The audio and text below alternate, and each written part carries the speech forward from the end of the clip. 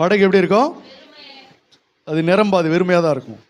இன்னைக்கு ஏன் நிறைய குடும்பம் கர்த்தருக்குன்னு குடும்பத்தை கொடுத்தவங்க, வீட்டை கொடுத்தவங்க, இன்னும் வீடு வாசல் எல்லாத்தையும் கர்த்தருக்கு அர்ப்பணிச்சவங்க, ஏன் அந்த வீடு வாசல் ஆசீர்வதிக்கப்படலை? என்ன காரணம்? ஓபேத் ஏதோ 3 மாதம் என் வீட்டை கொடுத்தா 3 மாதத்துக்குரிய ஆசீர்வாதத்தை அந்த குடும்பத்தை ஃபுல்லாக கொடுத்தாரு. இன்னைக்கு சபை நடத்த 1 வருஷம் கொடுத்தவங்களாம் உண்டு, 2 வருஷம் சபையை வீட்டை கொடுத்தவங்க உண்டு, 5 வருஷம் வீட்டை கொடுத்தவங்களாம் உண்டு. அப்படி பல நாட்கள் வீட்டை சபைக்கென்று, கர்த்தருக்கென்று, ஊழியத்திற்கென்று கொடுத்தவங்க அந்த வீட்டில் இன்னைக்கு சண்டையும் தொல்லைகளும் வேதனைகளும் தான் நிரம்பி இருக்கிறது. என்ன காரணம்னா, வீட்டை கொடுத்தாங்க, கர்த்தருடைய வார்த்தைக்கு என்ன செய்யல? கீழ்ப்படியவில்லை. அல்லேலூயா. அப்படி செய்யும்போது அங்கே என்ன உண்டாகும்? அதுதான் சொன்னது, ஒரே வீட்டில் 2த்துக்கும் இடம் கொடுத்தாக்கா என்ன நடக்கும்? கர்த்தருக்கு நீ படகை கொடுத்து அவருடைய வார்த்தைக்கு நீ கீழ்ப்படுகிற ஆளாக இருந்தால் பிசாசுக்கு நீ இடம் கொடுக்க மாட்டே. என்ன செய்யறேன்னா, கர்த்தருக்கு வீட்டையும் கொடுத்துட்ற, பிசாசுக்கு இடமும் கொடுத்துட்ற. அப்போ அது என்ன நடக்கும்? உள்ள ஒரு பக்கம் ஜெபம் நடக்கும், ஒரு பக்கம் அராஜகம் நடக்கும், ஒரு பக்கம் இங்கே ஆராதனை நடக்கும், ஒரு பக்கம் சண்டை நடக்கும். அங்கே சமாதானம் இருக்காது. ஒரு பக்கம் அனலாக இருக்கும், இன்னொரு பக்கம் குளிராக இருக்கும். இது 2 கலந்து வெது வெதுப்பாக இருக்கும். கர்த்தர் அதை வாந்தி பண்ணி போடுவார். ஒன்று நன்மையாகவும் இருக்காது, தீமையாகவும் இருக்காது.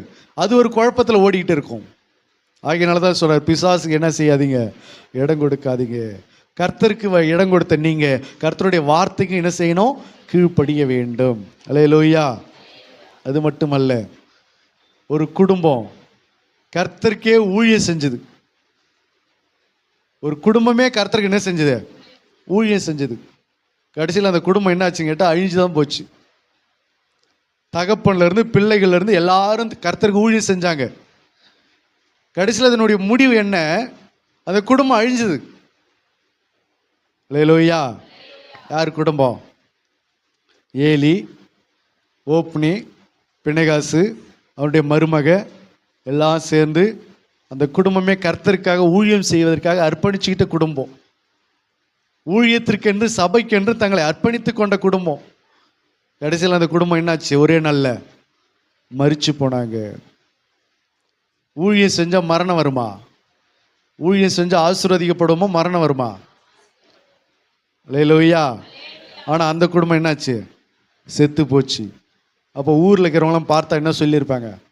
இந்த குடும்பம் ஊழியம் செஞ்சது கர்த்தருக்கு. கடைசியில் இந்த குடும்பம் என்ன ஆயிடுச்சு? பார்த்து அந்த குடும்பத்துக்கு வந்த நிலைமையை ஒரே நாளில் எல்லாம் செத்து போனாங்க பாரு. ஒரே நாள் அந்த குடும்பம் அழிஞ்சது பாரு.